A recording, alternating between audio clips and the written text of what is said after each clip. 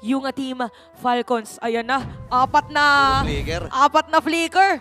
Ano na to? Suntukan. Suntukan sa ere, suntukan sa lahat ng mga pwedeng pwestuhan. Again, this is the rise of a generational jungler. Sinong jungler ang mananaig? Si Kyle Letizi ba? O si James Banks? This is the final game. Team Falcons versus AB Bren. Parang nakikita natin dito na mas na-challenge itong si Kyle Letizi. Pero may challenge ka agad sa may bandang gitna. Kekidot, ang baba ng buhay, down to 30%. Job scores as well ay critical din. Isipin mo doon pa lang sa salubungan ng gitna, may mga duguan na.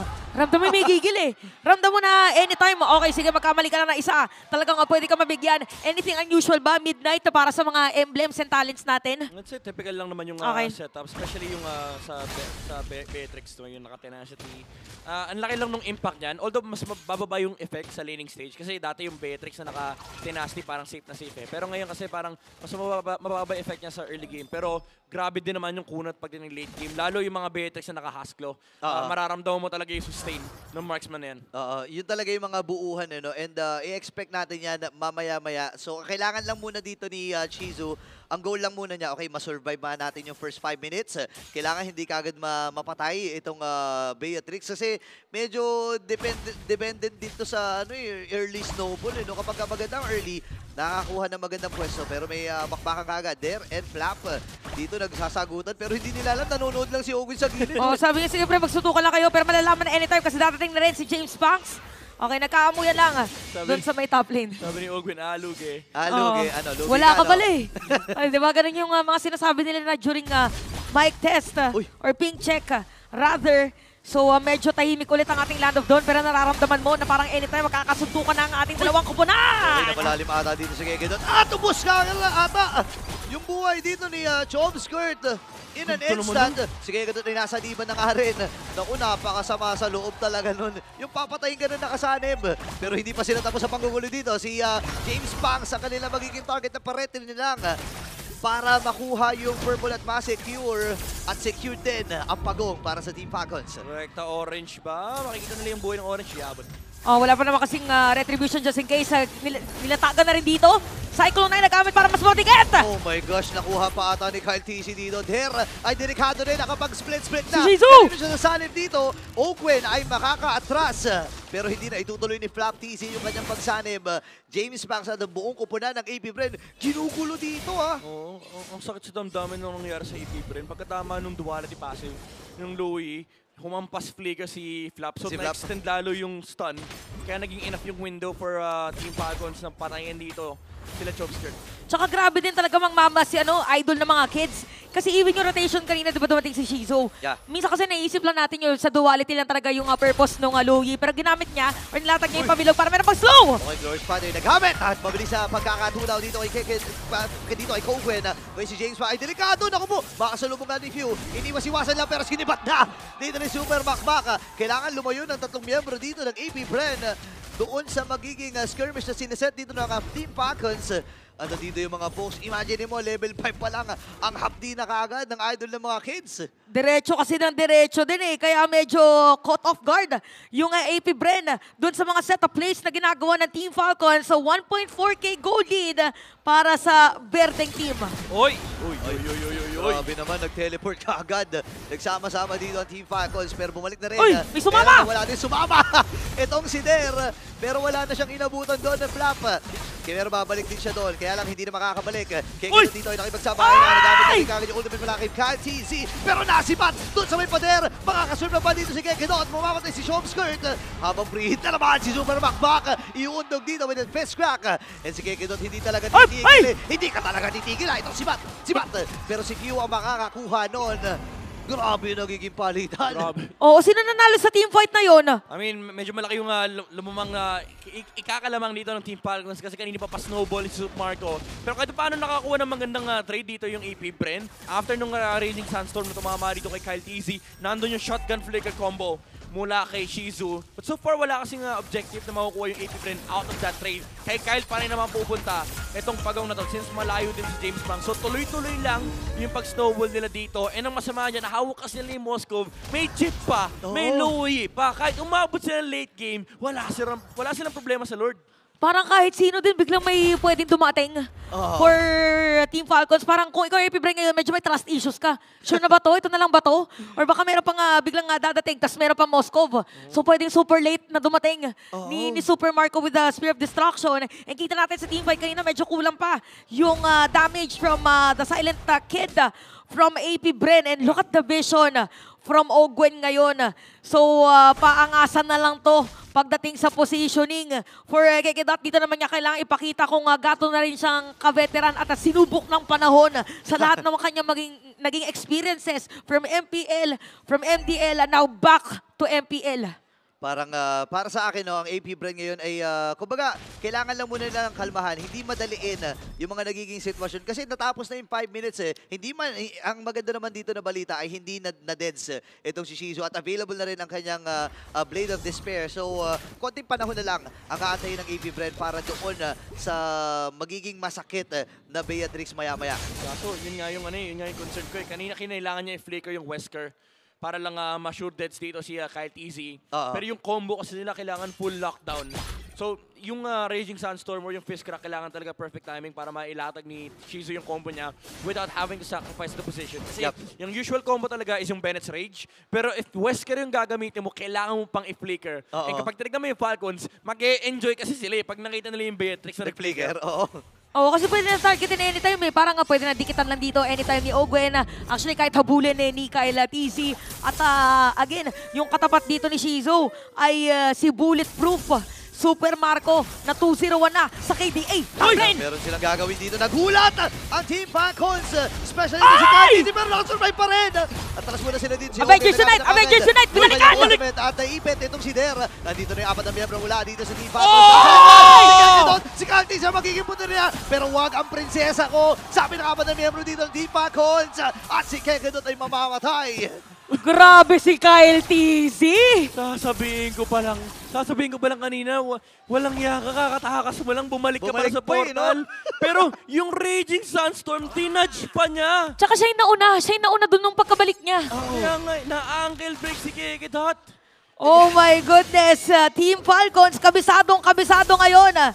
Ito na yung mga natutunan nila from all the world tours. Ito na yung natutunan nila sa lahat ng mga games na nailaro na nila. For AP Bren naman dito, kailangan maging composed. Kailangan one step at a time. Hindi na kailangan madaliin ang kanilang mga setup plays. Ang mahirap dito rin nag-world tour sila Kung saan sila nanggagaling dito, Ogwen, may mga diversion play, may mga shortcut play, yung mga Y-walk. Hindi na alam ng AP Bren saan manggagaling ang Team Falcons. Global Sa kaliwa ba, sa kanan, doon pa sa may turtle. Yung Louie, pwedeng saan mapunta. Yung si Ogwen, kahit kita mo sa harap mo, hindi naman yan yung lumang chip dati na kailangan pa pumwesto. Pwedeng sa harap, si Kekedot nga kanina, ginagamit niyang pantadge yan Ay, wait! May plano sila dito Mauipit nga pa. Itong si Shizu, namatay kagad yung Super Bakbak. Ngayon naman na may ipit si Kekedot. Tama preheat lang itong si Super Marco with a double. Nakasalib din. Itong si Black T. Sino ko delikado ata. Kailangan umatras si Der. And this time ay nandun na sa ilalim ng torre. Pero sabi ni Kyle TZ, wala na akong pakialam kahit nasa ilalim ng torre. Kaya lang hindi pa tapos yung laban na ito. Ang Team Falcons, sinusugod na si James Banks. And this time ay Super Marco yung makakakuha pa. Wipeout para sa Falcons. Nakita niyo ba yun? If ever ba na nakatakas si James Banks, nag-TV pa, nag-diversion pa. So, din sinasabi natin na all over the place talaga. Yung Team Falcons, grabe na talaga ang pinapakita nila ngayon. Aggression, map control, literal. Ito talaga yung nagagawa ng 7 years of MLBB. Kita mo lahat. Kita mo pati yung place ng kalaban mo kung ano yung pwede nilang gawin. Flap! Okay, Flap TZ, kalahati yung kanyang buhay doon. May masakit na rin pala si Shizu. Kailangan niya mag-split.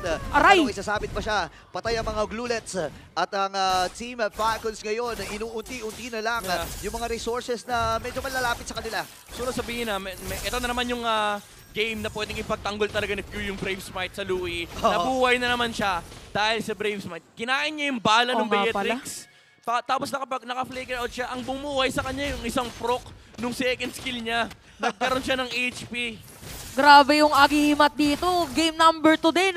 Ganon yung nangyari. Siya talaga yung tina-target pero hindi talaga ma-successful na mapatay dito ng AP Bren. Hindi naman kailangan ingatan ngayon ng AP Bren. Parang 2-3 beses na yata na gumawa sila ng play pero hindi successful ang kanilang nagiging attempt. So kailangan lahat ng mga skills nila dito is on point. Kailangan niya na dahil meron na tayong Lord para sa ating laban. Naka-ready TP Kiklear lang ni Few yan, ni Kyle TZ yan, tapos tamad. papadala doon sa may bandang gitna. Ang bilis, no? Naka-flow sila dito, so magre-react talaga ang AP Bren. At ang problema Walang si Bea, Shizo, walang Bea. magre-react. Alam nila na walang Beatrix, ha? Pwede na talaga nila itong ituloy. Habang si Keketan parang hindi na yan patatakasin. Meron pag-stun para dito kay Ogwen. There ay medyo maaarayan lang din at yung Lord mapupunta sa Team Falcons. Grabe, minamadali na doon ng Team Falcons. Ogwen ay nandito din.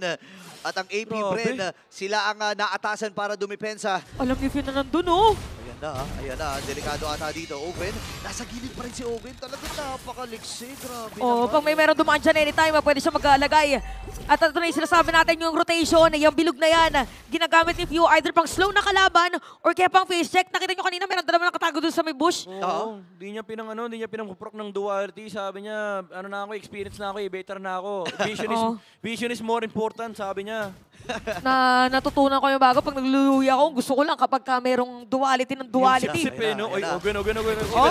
Ayun, ilalapag na ba yung kanyang shortcut? Hindi muna. Kasi nga naman magkakasama sila doon sa may bandang gitna. Ngayon, umaagaw na muna ng orange buff. Itong si Kyle TZ. Lord ay nasa may bandang itaas. Ang sakit na rin ang mga dispersion rotation. Imaginein mo si Kekidot yun, kalahati kagad yung buhay. Naramdaman na agad Dapat nga siya yung mag-front. At nakabang na naman doon na sa may ibang lane yung Team Falcons. For AP Bren naman, para mabilis naman sila makakadepensa kasi meron naman silang Beatrix. Kailangan na talaga dito ng layer of the skills. Pero parang hindi natin pagbibigyan ng Team Falcons. Kakatok ulit sa may top lane. Pero disiplina ay nandoon dahil nakikita nila na nakakonceal si Kekedot and the rest of AP Bren. Ay, ang hirap patamain no? Kung iisipin mo, sobrang hirap patamain ng mga skills dito ng AP Bren. At yun yung struggle para sa kanila. Hindi nila magamit yung damage na meron itong Beatrix. No? Para bang nakaka-setup sila, pero hindi maabot ni Shizu yung mga kaganapan. Lagi kasi siyang late and lagi siyang worry dito kasi ang daming mga pumapasok Andyan yung Blue, andyan si Kyle TZ na punong-puno na rin, halos papuno na rin yung item Tsaka kada dash mo, technically 10 matay na lilisip pag nakita ka mag-dash. Lalo pag nag-flicker si Shizu, so hindi rin ganun kadali for the Beatrix to actually enter the team fight. Kasi ang daming nakaabang na potential plays mula dito sa Team Falcons. And so far, ang linis ng mga objective takes ng Falcons. Even sa Lord na tinake nila kanina, blinaklist Lord Dance 101, yung slow push. Napakabilis ng execution nila nung nakita nila yung Beatrix, quick burst, tapos nakaharang pa talaga si Ogwen. Pero ang kagandahan dun sa laro ng Team Falcons, may trigger discipline na pwede naman nilang gamitin shortcut, pwede nilang gamitin diversion, pero alam nila kapag hindi nila kailangan kalabitin yung kanilang trigger. Hindi nila pinipilit. Tsaka diba sa ROTC minsan na tinuturo na pagka lahat ng mga threat ay manggagaling kahit saan, harap, gitna, kaliwat, kanan, kailangan mag-group up kayo. Pero hindi siya magawa ng AP Bren. Kasi kapag nagdikit-dikit naman sila, maduduality sila dito ni Few. Kaya pagka nandyan na yung mga players, biglaan na silang maguguluhan na kung anong gagawin. Kala ko may pinadalang machine gun. Pag naririnig mo yun, parang kakamahin ka na baka biglang dumating yung Avengers. Tinamad lang maglakad. Wait lang, sila ata mauna dito Sila ata mauna. Hi! Pero di naman! Ikinilid pa! Flap TZ magiging target nila. Makunat! Pero din si Matt, wala kay Super Mama. Pero pumasok din si Der. Nasapak din. Win of nature! Mula sa Team Falcons. Pero sa likuran, Steve ang James namatay. Pew as well ay matutumba. Same with Shizu. Dalawa kagad ang namatay. Magiging 3. AP Bren ay kailangan din umiwas dito. Magiging 4. Maniac! Nagkakabulo ng Savage. At si Bigay mo! KTZ Bigay mo! ayaw ibigay ni Der. Sabi niya hindi ko ibibigay sa'yo to. Papasok pa rin si KTZ. Nasapakan! At Savage para kay KTZ! Kyle TZ and Team Falcons. Ito na yata yun. Sabi na hindi kami magpapabata sa mga bata. Itutuloy na ng Team Falcons sa kanilang nasimulan at dire-diretso lang ang kanilang win streak. Kita natin ngayon ang ngiti sa mga players sa Team Falcons. What a game para sa kanila. What a performance. And parang dito mo makikita yung veterancy. Alam nila kung may bigla ang play. Kahit doon sa may surprise na initiation sana for AP Bren. Alam nila kung paano pagaganda.